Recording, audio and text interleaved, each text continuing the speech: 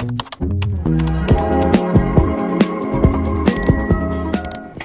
guys, welcome back to another video, and today I'm doing another get rid of me while talking about the Bible.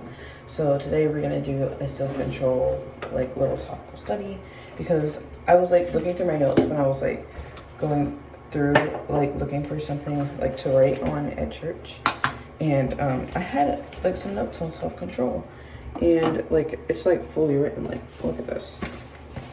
I forgot I even had this, so it's notes and everything. Well, obviously they're notes, but it's fully written and scripted out. So I'm oh, I can talk about this. This would be a nice topic to talk about, because it's something that I did study, and I know I studied pretty thoroughly. Of course, there's always something to add because it's the living word and it always changes. But yeah, so I was you know what, let's do that today. So we're gonna do that. That's gonna be our study for today. And I'm literally in the middle of filming my spring break vlog, spring break day 1. And I was you know what, I'm gonna do my topical study, a short study, because I have another long study that I'm gonna publish on Friday, and then I want a short study to publish on today. So if I do this shortly, it'll be quick and easy to edit, and then I'll have done a Bible study, and I will have a Bible study video. Okay, I'm trying to get to this first verse. It is, so 2 Timothy 1:7 is where we're going. And 2 Timothy 1:7 says, "For God hath not given us a spirit of fear, but of power, love, and of a sound mind." And to me, this correlates to self-control, because it's God gives us a spirit of control over fear and control over anxiety and things like that. He gives us self-control with those things, because if he doesn't give us a spirit of that, we have the ability to control that. And self-control is important with those things, because those things can distract us from the fact that God is always moving. I get anxiety sometimes, and sometimes I'm not saying anxiety is from the devil, because obviously some things people can't help, and I'm not at all saying that. I'm not one of those people. But I do believe that sometimes for people, if they're not not in technically a medical sense where they have to take medicine for their anxiety, because it gets that bad, but as somebody who can worry a lot and overthink a lot, it definitely distracts me from the fact that God is moving and God has a plan, and that's not something that I should be worrying about. I should be thinking about how God is going to stay in control, because it's the truth. That's what's going to happen, and that's what we should all be thinking about when we have anxiety and we overthink those things. Because if we don't think about that, we're just going to spiral, and we're always going to be worrying and always be scared and stuff. But God gives us self-control over that, and that's why I like that verse for self-control, because I think it's a reminder that we do have control over fear, because God gives us that spirit to control it. Next verse is Titus 2:2, which is literally right next to it. Okay, 2:12.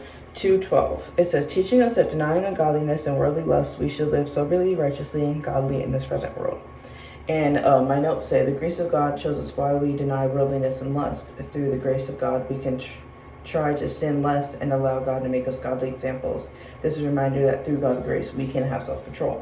Because, as we get closer to God and, through God, as we have, more of a godly spirit, obviously we're never going to be holy or perfect, but when we're kind of blameless almost, we start to have more self-control, because we're following God's word, and while I know we're not sinless, I'm trying to think of it it's right on the tongue. While we're not sinless, we still have control over most sins. We don't fall into temptation as easily, and it's easier to sin less, because that's really the ultimate goal as Christians, to sin less, because we'll never be sin without sin, but we can always try to be less sinful. Okay, so the next one is Galatians 5:22-23. That one is right here. That one was an easy one to find. It says, "But the fruit of the Spirit is love, joy, peace, long-suffering, gentleness, goodness, faith, meekness, temperance. Against there is no law. And they that are Christ crucified They that are Christ have crucified the flesh and the affections and lusts. So what it's saying is that as Christians, like we who are like God's people and children of God, we have denied our flesh and denied those carnal things of the world in that last part. So at first it reminds us of like the things that, the fruit that we get from a good relationship with God, but it also tells us that we have self-control, as like more self-control as we grow closer to God. And again, self-control is very important as Christians, because if we don't have self-control, we will fall into the snare of the devil so easily. And that's why self-control is important. That's kind of what I wanted to talk about this, because sometimes people are like, well, everybody sins, and like use the fact that like, yeah, we get tempted as a reason why it's okay for them to sin. But I just want to say that God doesn't give us a spirit just to easily fall into temptation. Of course, we're not perfect. Of course, we always make mistakes. I've made some mistakes in the past few days and weeks. But does that mean that God didn't give me a spirit to like have control over that? No. I just didn't have self-control when I did the things that I did, and when I said the things that I said. And that doesn't make it okay, but as long as I'm trying to make sure that I have more self-control over that, that's what makes it okay. Like, you shouldn't try to like defend your actions by saying, well, God forgives us for our sins and all that. Like, yeah, if you're not intentionally doing them and then being like, oh, well, God will forgive me anyways. Like, obviously, if you're like taking advantage of his kindness, he's not just going to be like, oh yeah, you're forgiven. You know what I mean? Like, you have to genuinely repent. Okay, next verse is 1 Corinthians 10:13. It says, there hath no temptation taken you, but such as is common to man. But God is faithful, who will not suffer you to be tempted above that ye are able, but will with the temptation also make a way to escape, that you may be able to bear it. And my notes say, God will never put us in situations that we can't handle. And that's important to self-control, because when you think about it, think like when you're making decisions, you have to think, is God putting me in a situation where I'm going to be tempted or where I can't have control? Never. You can always have control in situations. I feel like the screen's really dark. Okay. But you will always have control in situations. Like, don't ever be like, oh, well, the temptation's too strong. That goes along with what I was saying before. Like, you can't say, oh, well, we still get tempted as Christians, and that's why it's okay to sin. Like, it's never okay to sin, because every situation that we're in, God gives us, like, the power to say no. God gives us that. Like, it says it in the Bible. It says, who will not suffer you to be tempted above ye that are able? And if you read that in New King James, it's essentially just saying, like, God will not put you in situations that are too much for you, that you genuinely cannot say no in. Like, he will never tempt you above what you can handle. So obviously, if you're going through something like that, God thinks that you can handle it. And that's something that we as Christians should think about when we think about doing sinful things and we want to say or do bad things. Because at the end of the day, we always have a choice to say no. And God is always putting us in situations where we can say no. But yeah, I think that's it. I had another verse, but to me, I didn't really know how to necessarily correlate. Oh, somebody gave me an offer on Depop. But I didn't know necessarily how to correlate it to self-control. I wrote it down and I had like notes. So it's 2 Peter verse 1, chapter 1, verse 6. I will go to that real quick. And then I'll kind of read on that, because I don't know. Okay, I know it's near Revelation, but it's obviously not right there.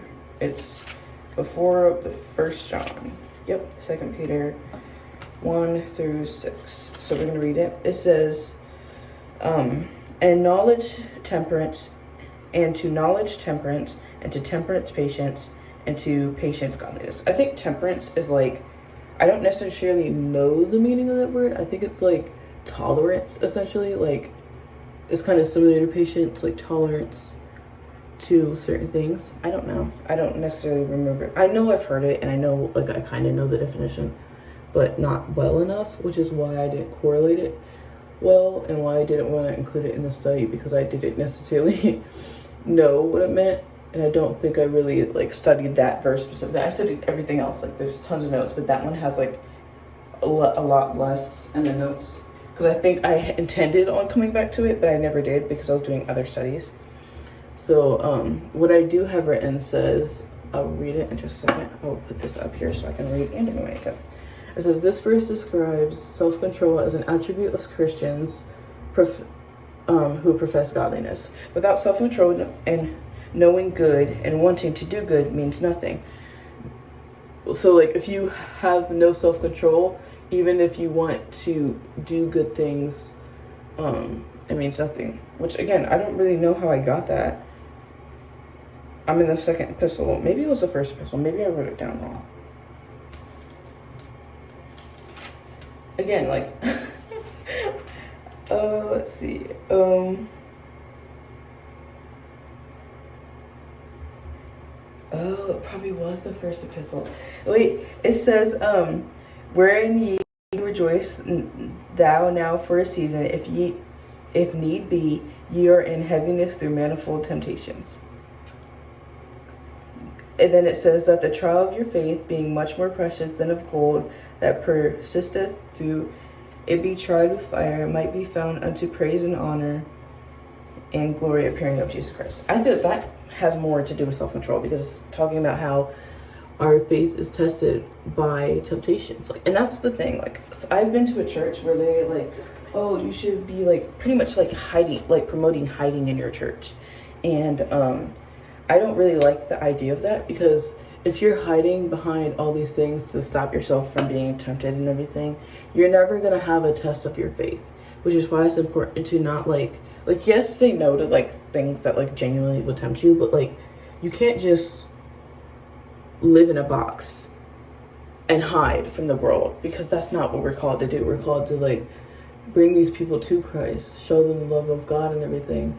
And some of these people are genuinely just sitting around hiding in their churches and talking about how wicked the world is and how much like, and this church, they were like talking bad about unbelievers and stuff. And like, well, yes, they're not believers, and yes, we know they're not going to heaven and stuff because they don't believe. I don't think it's okay to talk about them, because they're still broken. Like, they're still humans, and we should love them. Like, we shouldn't talk bad about them just because they're not the church. So they were like, oh, they're cowards, blah blah blah, and like all these things. They were just rambling on for like 2 hours about this, and I don't agree with that, because I don't. And that this verse like reminds me, like, we're never gonna not be tested for our faith. Like, that's never not gonna be a thing. Like, we're always gonna have tests and trials and tribulations when it comes to our faith, and that's okay. Like, that's what makes us Christian. Again, it's super dark. That's what makes us Christian, because if we didn't have tests of faith, how would we know if we're truly faithful to God? You know what I mean? Like, if you're never like truly testing it, you're never gonna know, and then your faith can't grow if it's not being tested. Like, think about that. But yeah, that's all I have for today for self-control. Real quick, let me look through my notes to see what we could do next. Something that I've studied. We have like tons of Proverbs notes from my youth group, because we did Proverbs, like, and we recently finished it. We're in Daniel now. I have tons of Proverbs notes, so we could go through Proverbs. If we went through Proverbs, it would be like how my youth leader did it, and just going through it like completely, like chapter by chapter. But I don't think that would be good for a video, like a short video, like while I'm getting ready for things, because it would be like an hour long, and then my family's gonna be in the car and they'll be like, Tamar, what's taking you so long?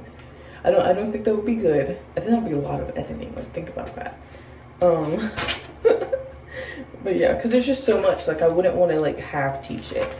You know what I mean? We can do 1 Kings, overcoming depression.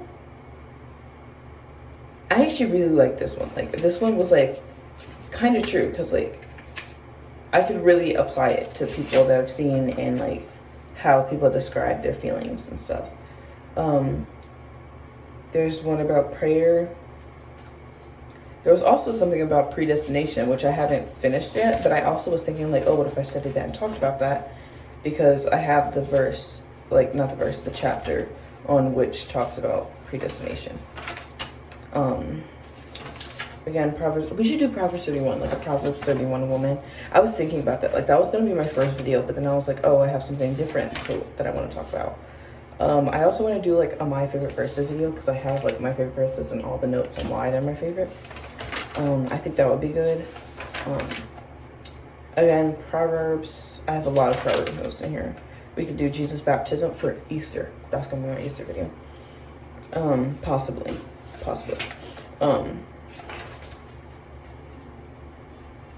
Hebrews 13. Okay, we could do that. We could dissect Romans 3. But if I did that, like, just one verse, I would do, what's it called? I would do it in a short, like I normally do. Just do it in a short. But yeah, I'm gonna go through and think about this.